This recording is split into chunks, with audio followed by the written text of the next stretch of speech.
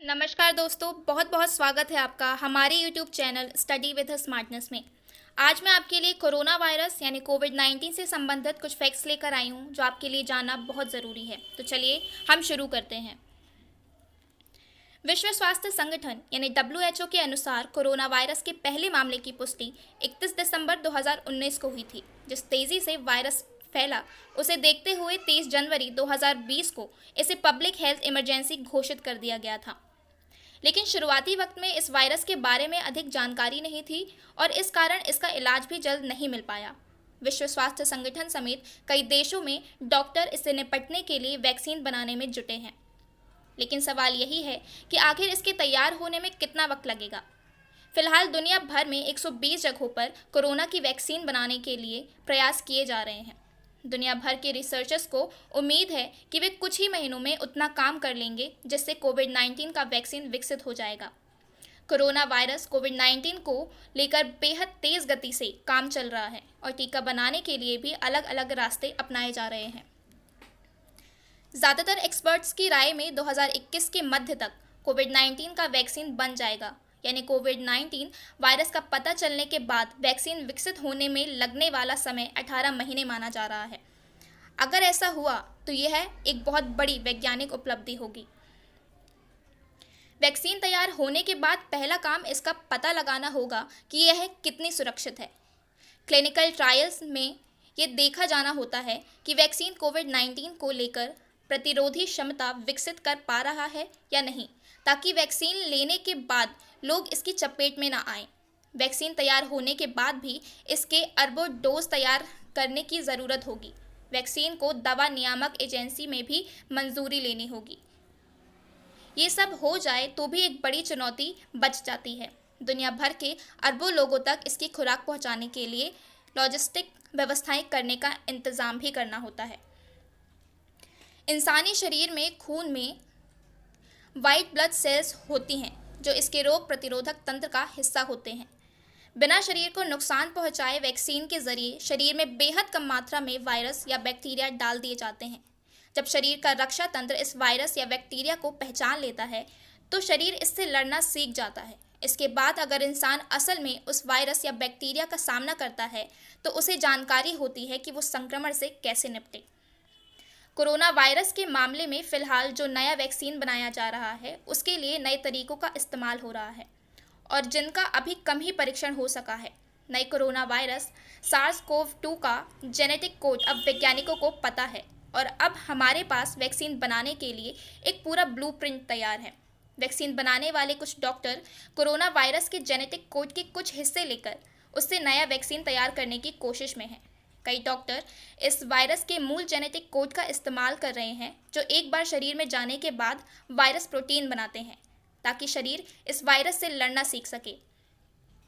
माना जा रहा है कि वैक्सीन का ज़्यादा उम्र के लोगों पर कम असर होगा, लेकिन इसका कारण वैक्सीन नहीं है बल्कि लोगों की रोग प्रतिरोधक क्षमता है, क्योंकि उम्र अधिक होने के साथ साथ व्यक्ति की रोग प्रतिरोधक क्षमता भी कम हो जाती है। अब हम जानते हैं कि कोरोना वायरस है क्या। कोरोना वायरस का एक बड़ा परिवार है जो जानवरों या मनुष्यों में बीमारी का कारण हो सकता है। मनुष्यों में कोरोना वायरस को सामान्य सर्दी से लेकर अधिक गंभीर बीमारियों जैसे श्वसन संक्रमण का कारण भी माना जाता है। चीन के वुहान शहर से उत्पन्न होने वाला 2019 नोवेल कोरोना वायरस इसी समूह के वायरसों का एक उदाहरण है, जिसका संक्रमण सन 2019 और 20 काल में तेजी से उभरकर 2019-20 वुहान कोरोना वायरस प्रकोप के रूप में फैलता जा रहा है। WHO ने इसका नाम कोविड-19 रखा है। कोविड-19 अब वैश्विक स्तर पर कई देशों को प्रभावित करने वाली महामारी बन चुका है। ये कोविड-19 के कुछ स्ट्रक्चर्स हैं जो प्रारंभिक तौर पर आए थे। कोविड-19 के लक्षण क्या होते हैं? कोविड-19 के सबसे आम लक्षण हैं बुखार, सूखी खांसी और थकान। अन्य लक्षण जो कम आम हैं और कुछ रोगियों को प्रभावित भी कर सकते हैं, उनमें सिर दर्द, गले में खराश, दस्त, स्वाद या गंध का नुकसान या त्वचा पर दाने भी शामिल होते हैं। ये लक्षण आमतौर पर हल्के होते हैं और धीरे धीरे शुरू होते हैं। कुछ लोग संक्रमित हो जाते हैं लेकिन केवल बहुत हल्के लक्षण होते हैं। अधिकांश लोगों यानी लगभग 80% को अस्पताल में इलाज की आवश्यकता के बिना बीमारी से उबरना पड़ता है। कोविड-19 पाने वाले हर 5 में से एक व्यक्ति गंभीर रूप से बीमार हो जाता है और सांस लेने में कठिनाई पैदा करता है। वृद्ध लोगों और उच्च रक्तचाप, हृदय और फेफड़ों की समस्याओं, मधुमेह या कैंसर जैसी अंतर्निहित चिकित्सा समस्याओं वाले लोगों में गंभीर बीमारी के विकास का खतरा अधिक होता है। हालांकि कोविड-19 कोई भी पकड़ सकता है और गंभीर रूप से बीमार भी हो सकता है। सभी उम्र के लोग जो बुखार या खांसी से संबंधित सांस की तकलीफ, सीने में दर्द का अनुभव करते हैं, उन्हें तुरंत ही चिकित्सा सहायता लेनी चाहिए। अभी कोविड-19 कैसे फैलता है? लोग वायरस वाले अन्य लोगों से कोविड-19 पकड़ सकते हैं। यह बीमारी मुख्य रूप से एक व्यक्ति से दूसरे व्यक्ति में नाक या मुंह से छोटी बूंदों के माध्यम से फैलती है, जिसे तब तक बाहर निकाल दिया जाता है जब कोई व्यक्ति कोविड-19 खांसी, छींक या बोलता है। ये बूंदें अपेक्षाकृत भारी होती हैं और दूर तक नहीं जाती और जल्दी से ज़मीन पर आ जाती हैं। वायरस से संक्रमित व्यक्ति से इन बूंदों में सांस लेने पर लोग कोविड-19 को पकड़ सकते हैं। यही कारण है कि दूसरों से कम 1 मीटर दूर रहना महत्वपूर्ण है। ये बूंदें व्यक्ति के चारों ओर की वस्तुओं और सतहों पर भी हो सकती है। लोग इन वस्तुओं या सतहों को छूकर संक्रमित हो सकते हैं, फिर उनकी आंखों, नाक या मुंह को छू सकते हैं। यही कारण है कि अपने हाथों को साबुन या पानी से नियमित रूप से धोना या अल्कोहलिक आधारित हैंड वॉश का उपयोग करना चाहिए। अब हम वैक्सीन की बात करते हैं। टीका, वैक्सीन। टीका या वैक्सीन जीवों के शरीर का उपयोग करके बनाया गया द्रव्य होता है, जिसके प्रयोग से शरीर की किसी रोग विशेष से लड़ने की क्षमता बढ़ जाती है। शरीर की विभिन्न रक्षा पंक्तियों को भेद कर रोगकारी जीवाणु अथवा विषाणु शरीर में प्रवेश करते हैं और जीव विष यानी टॉक्सिन उत्पन्न कर शरीर में रोग उत्पन्न करने लगते हैं। इसके फलस्वरूप शरीर की कोशिकाएं भी जीव विष तथा उसके उत्पादक सूक्ष्म कीटों की प्रगति के विरोध में प्रतिक्रिया देते हैं और इसके फलस्वरूप प्रतिजीव विष यानी एंटीटॉक्सिन या प्रतिरक्षी यानी एंटीबॉडी उत्पन्न होती है। यदि किसी के शरीर में किसी विशेष रोग निरोधी प्रतिरक्षी पहले से ही प्रचुर मात्रा में विद्यमान होते हैं तो वह जीवाणु रोग उत्पन्न करने में असमर्थ हो जाता है, किंतु यदि प्रतिरक्षी की मात्रा अपर्याप्त हो तो हल्का सा रोग होने की संभावना अवश्य होती है। टीकाकरण। टीका लगने का मुख्य प्रयोजन बिना रोग उत्पन्न किए शरीर में रोग निरोधी प्रतिरक्षी का निर्माण करना है। प्राकृतिक रूप से तो प्रतिरक्षी रोगाक्रमण की प्रतिक्रिया के कारण ही बनते हैं, परंतु टीके द्वारा शरीर में प्रतिरक्षी का निर्माण कराया जाता है। रोग उत्पन्न करने वाले जीवाणुओं का शरीर में प्रवेश होते ही प्रतिरक्षियों का उत्पादन होने लगता है। यहाँ पे वैक्सीनेशन हो रहा है, जिससे शरीर में एंटीबॉडीज उत्पन्न होती हैं। आवश्यक परीक्षण द्वारा वैक्सीन की शुद्धता, निर्दोषता और प्रतिरक्षण शक्ति का पता लगाते हैं और यदि वैक्सीन औषधि निर्माण अधिनियम एक्ट द्वारा आधारित विशिष्ट गुणों से युक्त होता है तो इसे प्रयोग में लाया जाता है।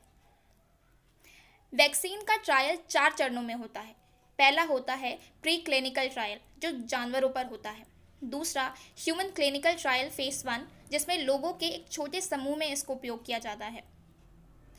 तीसरा ह्यूमन क्लिनिकल ट्रायल फेज 2, जिसमें लगभग 100 लोगों के समूह पर इसका ट्रायल होता है। चौथा ह्यूमन क्लिनिकल ट्रायल फेज 3, जिसमें लगभग 1000 रोगियों पर इसका ट्रायल किया जाता है। कोरोना वैक्सीन लेने वाला पहला इंसान कौन है?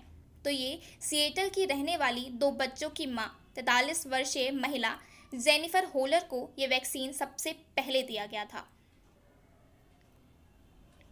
कोविड-19 पर काबू पाने के लिए वैक्सीन बनाने के लिए मौजूद समय में 120 मेडिकल टीम दुनिया भर के अलग अलग हिस्सों में रिसर्च में जुटी हुई है।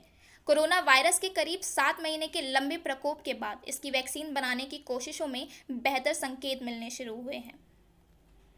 15 जुलाई को अमेरिका में टेस्ट की जा रही कोविड-19 वैक्सीन से लोगों के इम्यून को वैसा ही फायदा पहुंचा है जैसा कि वैज्ञानिकों को उम्मीद थी। हालांकि अभी इस वैक्सीन का अहम ट्रायल होना बाकी है। इससे पहले 13 जुलाई को रूस ने यह दावा किया था कि उनके वैज्ञानिकों ने कोरोना वायरस की पहली वैक्सीन बना ली है। 18 जून को रूस के Gamaleya Institute of Epidemiology and Microbiology द्वारा निर्मित इस वैक्सीन के क्लिनिकल ट्रायल शुरू हुए थे। अब भारत में इस वैक्सीन की दावेदारी देखते हैं। Indian council of medical research के डायरेक्टर जनरल ने बताया कि कोरोना को लेकर भारत में 2 वैक्सीन पर काम चल रहा है। इसके मुताबिक इन वैक्सीनों को चूहे और खरगोशों पर किया गया प्रयोग सफल रहा है। इसके बाद भारत के ड्रग्स कंट्रोल जनरल ने इस वैक्सीनों के ह्यूमन ट्रायल की मंजूरी भी दे दी है।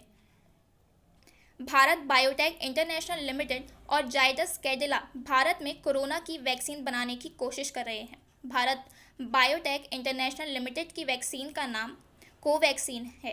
भारत के पहले स्वदेशी कोविड-19 वैक्सीन के भारत बायोटेक के कोवैक्सीन के चरण 1 मानव परीक्षण देश भर में 12 साइटों पर आयोजित किए जा रहे हैं। एक निष्क्रिय वैक्सीन कोवैक्सीन को SARS-CoV-2 के कणों का उपयोग करके बनाया गया है। हैदराबाद स्थित भारत बायोटेक द्वारा ICMR और नेशनल इंस्टीट्यूट ऑफ वायरोलॉजी की सहायता से विकसित कोवैक्सीन को पिछले महीने drugs control general of India ने मानव क्लिनिकल ट्रायल के लिए मंजूरी मिली थी। कोवैक्सीन के अलावा जायडस कैडिला द्वारा विकसित एक और प्रायोगिक शॉट ने मानव क्लिनिकल ट्रायल भी शुरू कर दिया है। अब कोविड-19 में भारत की दौड़ देखते हैं।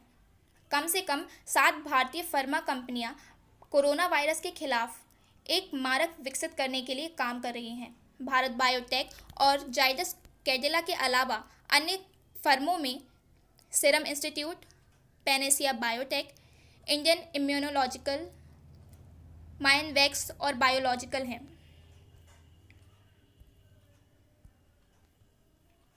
जायडस कैडिला का जायकोव-डी वैक्सीन। भारत बायोटेक के साथ जायडस कैडिला ने भी 17 जुलाई को अपने जायकोव-डी वैक्सीन के लिए मानव परीक्षणों की बात कही और परीक्षणों के पहले चरण को पूरा होने में लगभग 3 महीने लगने की उम्मीद जताई है। ऐसा इसलिए है क्योंकि जायडस प्रतिभागियों को 3 बार टीकाकरण करेगा। दूसरा टीकाकरण 28वें दिन और तीसरा टीकाकरण 56वें दिन होगा। प्रथम चरण और द्वितीय चरण के परीक्षणों में जायकोव-डी को 1048 प्रतिभागियों पर प्रशासित किया जाएगा और अहमदाबाद में एक साइट जायडस रिसर्च सेंटर में आयोजित किया जाएगा। ऑक्सफोर्ड यूनिवर्सिटी के कोविशील्ड की बात करते हैं। सीरम इंस्टीट्यूट ऑफ इंडिया, जिसने ऑक्सफोर्ड यूनिवर्सिटी के उम्मीदवार के निर्माण के लिए एस्ट्राजेनेका के साथ भागीदारी की है। इसने चरण 2 और 3 मानव क्लिनिकल ट्रायल के संचालन के लिए drugs control general of India से अनुमति मांगी है। ऑक्सफोर्ड वैक्सीन, जिसे भारत में कोविशील्ड नाम दिया गया है, इसने 18 से 55 साल के लोगों में दोहरी प्रतिरक्षा प्रतिक्रिया दिखाई है। प्रारंभिक मानव परीक्षण परिणामों ने टीका को सुरक्षात्मक, न्यूट्रलाइजिंग एंटीबॉडी और प्रतिरक्षी टी कोशिकाओं दोनों के स्तर को दिखाया और वायरस को लक्षित किया है। ऑक्सफोर्ड एस्ट्राजेनेका कोविड-19 वैक्सीन। जैव प्रौद्योगिकी विभाग की सचिव रेणु स्वरूप ने कहा कि देश भर में 5 साइटें तीसरे और अंतिम चरण के मानव परीक्षण के लिए तैयार की गई हैं। यह एक आवश्यक कदम है क्योंकि भारतीयों को वैक्सीन देने से पहले देश के भीतर डेटा होना आवश्यक होता है। दुनिया में सबसे बड़ी वैक्सीन बनाने वाली company serum institute of India को ऑक्सफोर्ड और उसके पार्टनर एस्ट्राजेनेका ने वैक्सीन तैयार करने के लिए चुना है। पहले 2 चरणों के लिए परीक्षण के परिणाम इस महीने की शुरुआत में ही प्रकाशित किए गए थे। सुश्री स्वरूप ने बताया, डीबीटी अब चरण 3 क्लिनिकल साइटों की स्थापना कर रहा है। हमने पहले ही उन पर काम करना शुरू कर दिया था और 5 साइटें अब चरण 3 के परीक्षणों के लिए उपलब्ध हैं। सबसे अंत में पुणे स्थित SII ने drugs controller general of India से संभावित वैक्सीन के मानव नैदानिक परीक्षणों के चरण 2 और 3 के संचालन के लिए भी अनुमति ले ली है। तो ये जानकारी आपके लिए बहुत ही आवश्यक थी। आप सभी से अनुरोध है कि आप जहाँ रहें सुरक्षित रहें, क्योंकि जब ये हमारी जिम्मेदारी है कि हम खुद को सुरक्षित रखें, क्योंकि इससे हम अपने आसपास के वातावरण को भी सुरक्षित रख सकते हैं। धन्यवाद। जय हिंद, जय भारत। देखने के लिए बहुत बहुत धन्यवाद। Please like, share and subscribe.